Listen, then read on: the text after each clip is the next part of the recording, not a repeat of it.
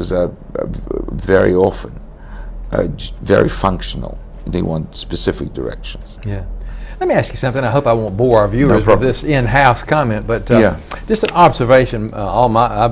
As a performer, all my experience has been with American orchestras, but in attending concerts in different places, I've noticed something that struck me as strange, and I wonder if it's true or if it's maybe just something I was making up, but it seems to me that American orchestras are more key to begin right on a specific point in the downbeat, but there's a delay. In the European orchestras, almost every European orchestra concert that I've ever attended, it seems to me that there's a downbeat and then a second or so later the music starts. Am I wacky? No. There's definitely something towards that theory. It's not so much now as it used to be, because it was quite well known that Vienna Philharmonic was especially late, after the beat. And I think it comes from a couple of things. There was also the famous Leningrad Philharmonic that was notorious for being late also after Mravinsky's been there for 50 years. And he always conducted ahead and they played behind. I think it comes from two different sort of points of view. In Europe, they don't maybe place such value on just being together at all times. There's more freedom within the bar. As long as they meet sort of at the beginning of the next bar, within the bar there could be more freedom.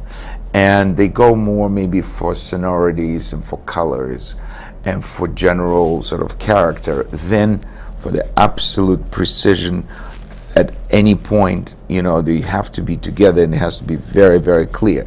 And American orchestras usually don't take well into this style of conducting like late Karajan, where you couldn't really tell where his beat was. But the orchestra played perfectly well, so they understood what he was saying. And there are a number of conductors who do not beat, so precisely. It usually is a problem in American orchestras. Yeah. So you have played all over the world, conducted all over the world, the major orchestras. And now you're in Greensboro. What was it that appealed to you about Greensboro and the Greensboro Symphony Orchestra that brought you here? Right. Well, you see, I came here first as a violin soloist. Right. First time was a really long time ago, in 1990. I don't remember it very well. I thought that I came for the first time 12 years late in 2002, but apparently I'd been here before. But in 2002, I remember very well, and I played the Beethoven Concerto with Stuart Malina.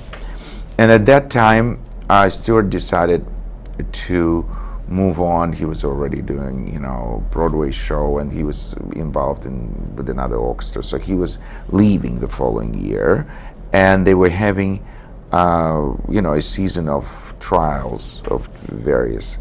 And somehow in the conversation, Lisa Crawford knew that I was conducting quite a lot, and she asked me if I would be interested to be one of the candidates. And I thought, why not? It seems like a nice place, and the orchestra sounded good when we played.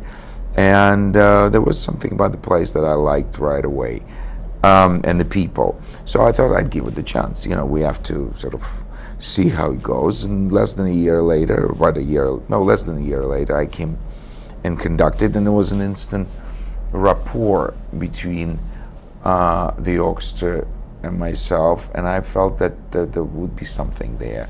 That's definitely worth pursuing, sort of for on both sides. And of course, I talked also with the board of directors, and I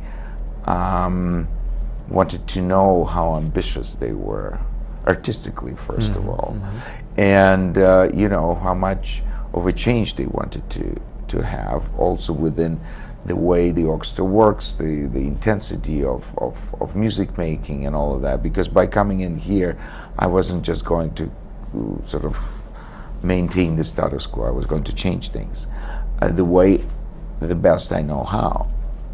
Stuart had his style and his strength, and I have mine. So they were very amenable to all the changes that I wanted to introduce, and some